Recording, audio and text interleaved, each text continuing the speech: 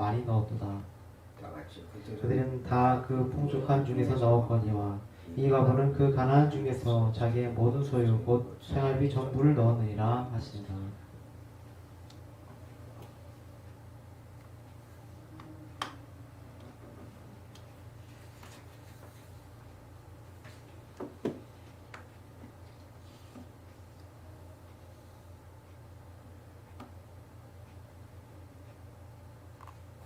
오늘 본문의 말씀의 내용을 살펴보면 가난한 과부를 등장시키고 또 41절 이하에 보면 그 과부가 하나님께 드리는 헌금에 대해서 말씀을 하고 있습니다. 이 과부의 이름 앞에 대조되는 사람들은 서기관이라고 되어 있는데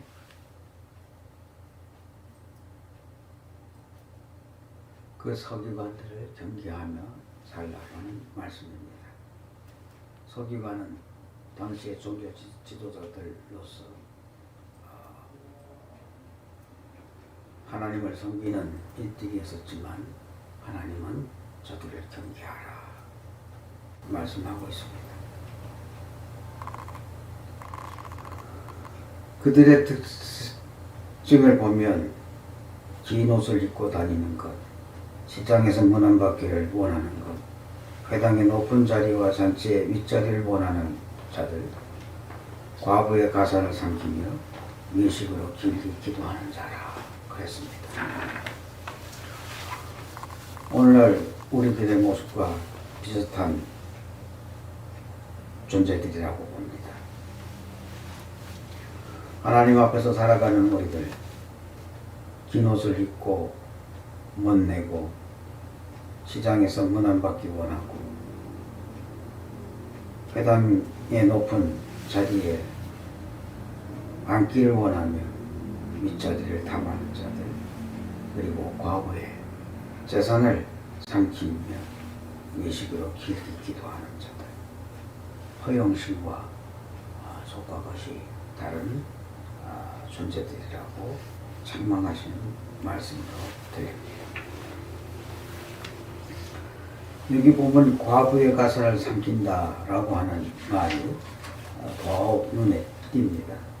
나머지 것은, 그 외의 것은 서기관 자신들이 하는 일이라 자기 것 가지고 자기 행사하는 것 어찌 보면 교만으로 치부하고 있는데, 그렇게 할 수 있는데 과부의 가산을 삼킨다고 하는 이 표현 앞에는 남의 것을 짓밟는 그러한 존재들로서 기득권자, 권력자, 가진 자의 대표적인 그러한 표상이라고 봅니다. 이 과부의 가산을 삼킨다고 하는 이 표현 앞에 얼핏 떠오른 것은 탕관오리의 모습들입니다. 우리 한국 역사, 아니 조선 역사 속에서 가장 험난했던 그러한 시대에 탕관오리의 그러한 것들을 보면 재물을 탐하고 행실이 깨끗하지 못한 관리들을 일컬어 말하는 건데, 이들에게 있어서 가장 그 가진 권력을 가지고 횡포를 부렸던 것은 바로 삼정을 문란시킨 일입니다. 이 삼정이라고 하는 것은 국가 재정의 기본을 이루는 전세, 분포, 환곡, 이 세 가지 세금을 거두는 일들이 있었습니다. 전정이라고 하는 건 토지세를 의미합니다. 또 군정이라고 하는 것은 내가 가사를 돌보고 집안의 어른, 아니 가정의 역할을 감당해야 하는 그런 상황 속에서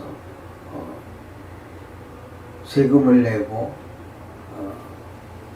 군대 가는 것을 면제받는 그러한 것이고, 환국이라고 하는 것은 가난한 농민들이 정부에서 쌀이나 콩 같은 이러한 곡식을 빌려다가 쓰고 추수 때 갚는 그러한 방식. 이 삼정이라고 하는 것을 놓고 본다면 백성들의 삶을 풍요롭게 만들어주는 그러한 제도들입니다. 그럼에도 불구하고 이 탄간오리들은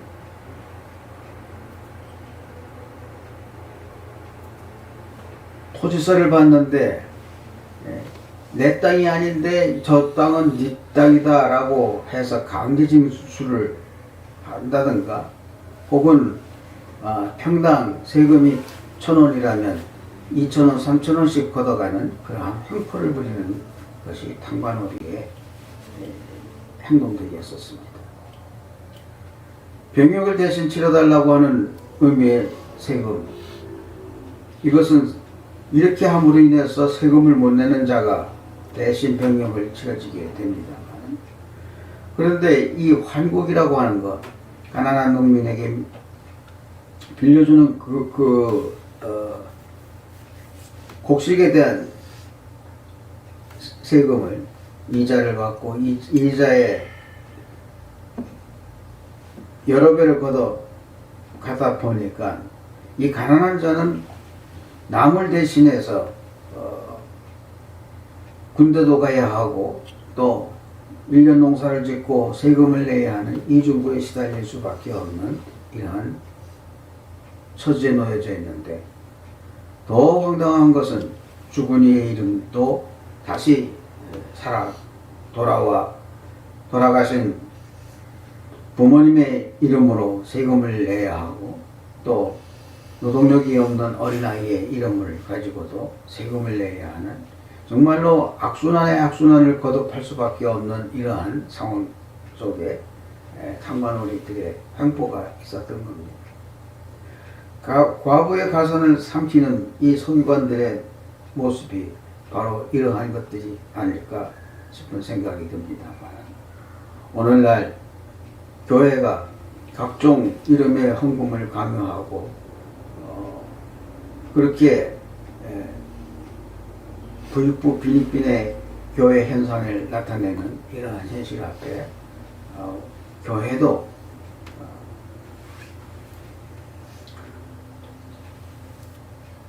현실의 모습을 되돌아봐야 하는 그러한 상황이 아닌가 싶습니다.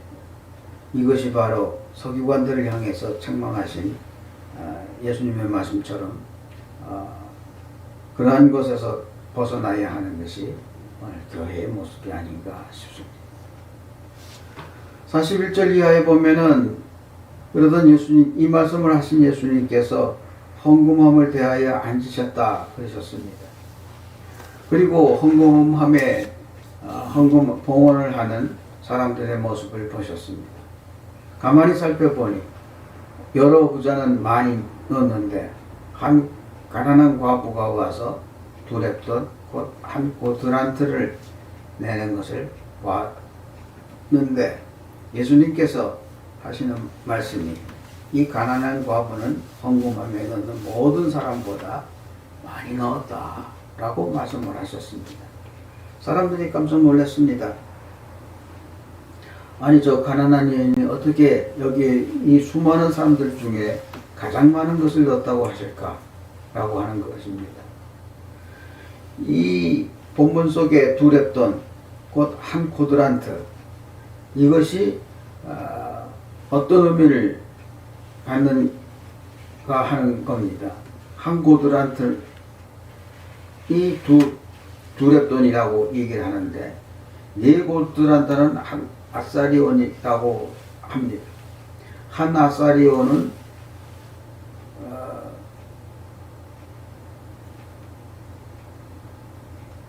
8렙돈이 되는 거겠죠. 8렙돈이 한 아사리온인데, 한 16아사리온이 한 데나리온으로, 이 한 데나리온이라고 하는 것은 노동자의 하루 품삯입니다. 이 하루 품삯의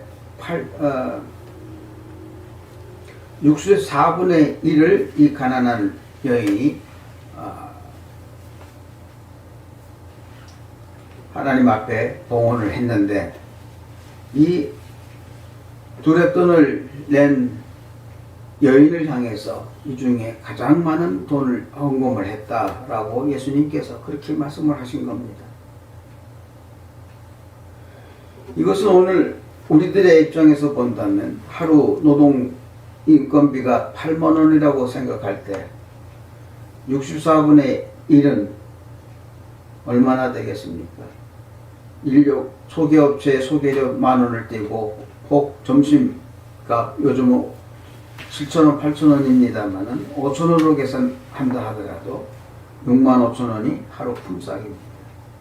여기 64분의 1이라고 하는 것은 우리들로 약 1,000원 약간 넘어가는 그러한 돈입니다. 이것을 크게 잡는다 하더라도 2,000원이라고 본다 하더라도 성전에 들어와 2,000원을 낸 이 여인을 향해서 이 사람이 가장 많이 봉헌을 했다라고 그렇게 말씀을 하신 것입니다. 예수님께서 하신 그 말씀의 이유를 44절에 기록하고 있습니다. 그들은 다 그 풍족한 중에서 넣었거니와 이 과부는 그 가난한 중에서 자기의 모든 소유 곧 생활비 전부를 넣었다 라고 하는 겁니다. 자기가 가진 것에 얼마나 많은 그 비중을 차지한 것이었냐라고 하는 것이죠. 그래서 가진 것을 다 내놓으라 라고 하는 그런 의미로 오해할 수도 있겠습니다만 그것은 자신의 마음과 정성이라고 하는 것입니다. 기득권자들의 이야기를 하자니까 지난 입법총회에서 이런 규정이 하나 통과가 됐습니다. 미자립 교회를 4천만 원 미만의 결산 4천만 원 미만의 교회를 미자립 교회라고 규정한다는 겁니다. 그래서 제가 반대를 했습니다. 목회자가 목회를 하던 때에 정말로 개척을 하고 복음 증거의 사명을 가지고 목회를 했는데 어느 날 2,500 미만의 교회는 미자립 교회다라고 굴레를 씌워 놓았습니다. 이 목회자가 계속해서 목회를 해서 겨우 2,500을 벗어나 자립교회가 됐습니다. 그래서 희망을 갖고 정말로 이 미자립교회라고 하는 제도가 합당한지는 모르겠지만 그러나 이 자립이라고 하는 그러한 마음을 갖고 열심히 목회를 했습니다.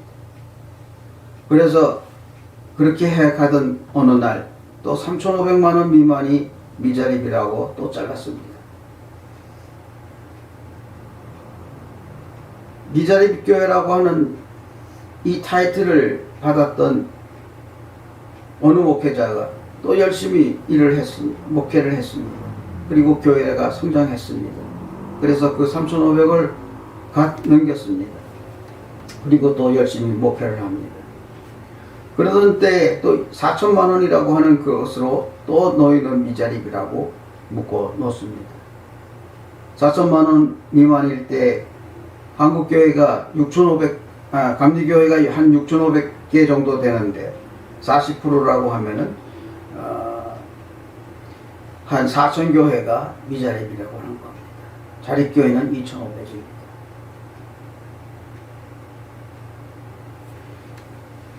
중대형 교회가 지난 과거 역사를 통해서 본다면 60년, 70년, 80년대를 벗어나면서 도시가 발전하고 그래서 사람들이 몰리고 그래서 교회에 사람들이 모이기 시작하면서 교회들이 급성장했습니다. 지금의 대형 교회라고 하는 것이 대부분 그러한 교회들입니다. 한쪽 교회가 몰리다 보니까 적은 교회에 있는 교인들이 다 큰 교회로 몰려가기 시작했습니다.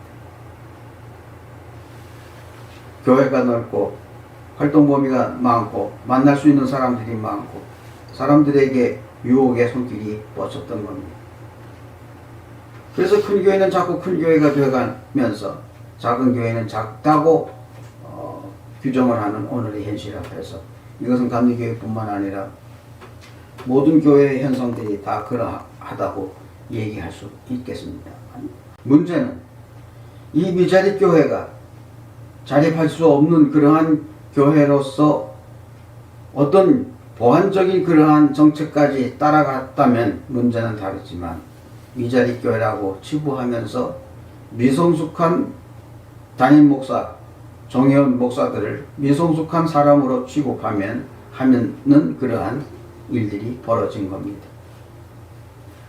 이 법제도를 제정하면서 감리교회가 제창했던 것이 감리교회의 미래를 향해 나아가면서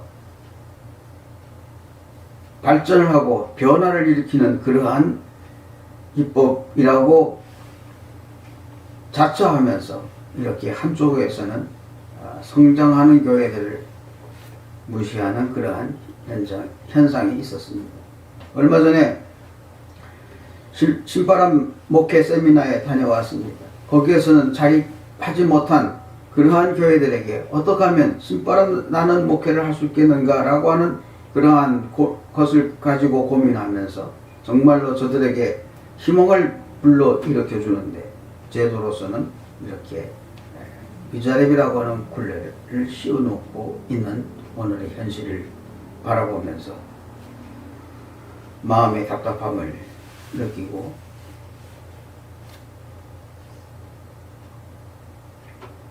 (60%에) 해당되는 대략 6,000명 정도의 이 감리교 목사들이 어떤 희망을 갖고 앞으로 이 목회에 참여할 수 있겠는가 라고 하는 그러한 마음을 갖고 있었습니다. 그럼에도 불구하고 오늘 본문의 말씀은 가난한 과부에 대해서 말씀하고 있습니다. 가난한 자, 불쌍한 자, 여인 등등 나약한 존재들을 저들을 끌어안고 보살피고 하나가 되어 가라고 하는 이러한 말씀을 성서는 가르쳐 주고 있는데 우리는 가난한 자들 굴레를 씌우고 너는 가난한 사람이니까 하고 업신여기는 그러한 풍토가 과연 이 감리교회에서 일어나야 하겠는가라고 하는 그러한 마음을 갖게 됩니다. 그럼에도 불구하고 데살로니가전서 5장 18절에 보면은 범사에 감사하라. 이것이 그리스도 예수 안에서 너희를 향하신 하나님의 뜻이다 라고 했습니다. 이런 것 때문에 우리가 살아간다는 우리들의 삶이 의욕을 상실한다든가 나약해진다든가 그런 속에서 소위 말하는 쭈그러져 살아가야 할 이유는 없을 것이라고 봅니다. 범사에 감사하라 라고 하는 이 말씀 자체가 범사에 감사할 수 없는 조건들이 우리의 삶 속에 너무나도 펼쳐져 있다고 하는 것을 반증하는 말씀이기도 합니다. 그럼에도 불구하고 범사에 감사하라 라고 예수님은 우리들을 향해서 말씀하고 계신 겁니다.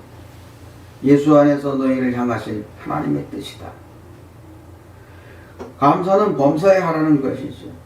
감사 예물을 많이 해야 된다고 하는 것은 아닙니다. 그러나 어려운 경제 여건이지만 범사에 감사하는 마음으로 그 감사하는 마음을 또 범사에 표현해야 한다고 하는 말씀입니다. 적은 일에 또 감사하는 일이 있어야 한다는 말씀입니다. 착잡한 마음을 가지고 이 오늘 본문을 대하면서 또 이러한 것이 생각이 났습니다. 다 알고 있는 얘기인 줄 압니다. 우리 정치일교사의 감사의 표현이 나타난 그러한 사건이 하나 있었습니다. 그것은 조미 수호 조약을 체결한 조선의 정부로서 고종은 미국에 파견한 보빙사절단이 있습니다. 이 보빙이라고 하는 말이 뭔가 하면 국가와 국가 간에 나타난 일로 인해서 감사함의 표현으로 파견한 사절단의 이름입니다. 그동안 많은 사절단들이 우리 조선 대한민국을 비롯해서 각국나라에 있었습니다. 그러나 감사하는 마음으로 보내는 이 보빙이라고 하는 말을 사용한 것은 여기밖에 없습니다. 물론 외교적인 그런 차원에서 감사의 뜻을 포함한 그런 사절단도 있었겠습니다만 이 보빙이라고 하는 말을 정식으로 사용한 것은 조민수 조약 체결 이후에 미국으로 보내진 이 사절단을 이야기하는 것. 그런 면에서 본다면 정치외교사의 이 사건이 하나밖에 없었다라고 그렇게 볼 수도 있을 겁니다. 조선은 수많은 강대국들과 외교 접촉 침탈을 당했습니다. 중국엔 조공을 바쳤고 일본에선 침략을 당했고 러시아 등 다른 외세의 침략 속에서 시달림을 당했던 그러한 조선이었습니다.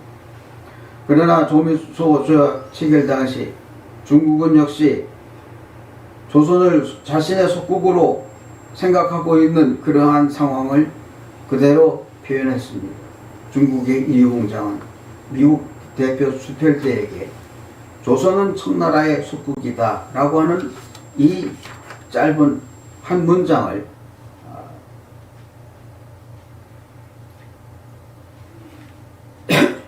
조약문 첫 장 첫 페이지에 넣어달라고 요구를 했습니다. 그러나 수펠트는 강하게 반론을 제기하면서 우리는 남의 나라의 속국과 외교하지 않는다. 이 조선은 우리가 보는 한 조선은 독립국이다 라고 그렇게 표현을 했습니다. 당시 조선으로서는 대단한 파격적인 정치적 상황이었습니다. 고종은 미국에 대해서 굉장히 선호하는 마음을 가졌고 또 그동안 시달렸던 지난날의 수많은 외국과의 그러한 외교적 문제 속에서 시달림을 받았던 우리 조선으로서는 미국을 굉장히 환영을 했습니다. 그런 상황 속에서 고종은 미국의 보빙사절단을 파견했던 겁니다. 새로운 국가 모델을 찾던 조선은 미국을 좋아했고 감사사절단을 파견했으며 미국 방문 중 기독교를 만나게 된 겁니다. 기독교를 만나 조선의 병원과 교육제도를 도입함으로 조선에는 부국강병의 길을 찾아 나설 수 있었고 동시에 한국감리교회에 더 나아가 한국교회를 시작할 수 있었던 것이 바로 이 보빙사절단을 통해서 보게 됩니다. 나라도 하나님 앞에 현실 앞에 나타난 그러한 모든 일 속에 감사의 마음을 가지고 있었던 그 상황 속에서 조선은 개화와 개방이 됐고 또 여러 가지 사회적 국가적 제도가 변화했으며 오늘의 대한민국이 이루어졌다고 하는 사실입니다. 그러므로 우리는 항상 범사에 감사하는 마음을 가져야 하겠습니다. 감사하는 마음에서 출발하며 그 증표로서의 마음을 표현하는 그것이 바로 하나님께 드리는 예물입니다. 예물은 많은 것을 요구하지 않습니다. 일반적인 교회는 많은 헌금을 요구하고 또 그 많은 헌금 앞에 춤을 추는 그러한 일들이 있습니다만 그럼에도 불구하고 우리들의 순수한 기독교 신앙, 하나님을 믿는 그 신앙의 우리들의 사상은 적은 것이지만 그래도 매주 하나님 앞에 예물을 드리는 그 삶이 중요하다고 하는 말씀입니다. 감사는 함으로 인해서 우리들의 삶의 변화가 있는 우리 모두가 되어야 할 것입니다.